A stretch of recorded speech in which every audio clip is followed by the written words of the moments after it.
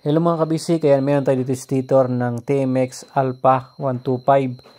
Check natin yung kanyang ohms reading kasi ito pumapalya na, especially pag malayo ang biyahe at mainit na yung ating stator. Ayan, nilagay natin sa 2 key ohms yung kanyang ating multimeter tester at check natin tong kanyang primary coil. 245 na lang, oh.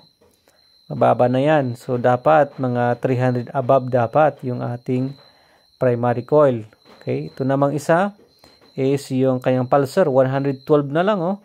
Napakababa na yan mga kabisik, ano, sa mga ganitong klaseng stator na medyo malaki. Okay, and then check din naman natin itong ating lighting coil at saka charging coil o yung supply ng ating regulator, 1.3. So walang problema naman siya.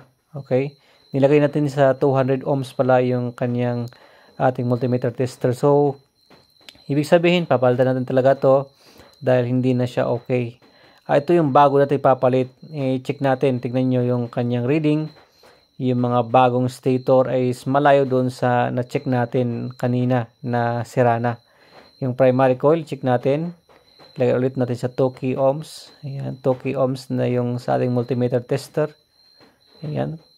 Ilagay natin sa primary at saka sa ground. Okay, ayan. Primary coil, 602. Talagang napakalakas, ganyan dapat. Sabi ko nga is dapat mga 300 plus above, no? Ayan, 602 ohms. So good na good. Yan lang talagang malakas na kuryente. Wag lang masyadong mataas na 1,000 na, no? Ayan din, 135. Okay, yung ating pulsar. Good na good. Yung ating lighting coil at saka charging coil, supply ng ating regulator. Ayan.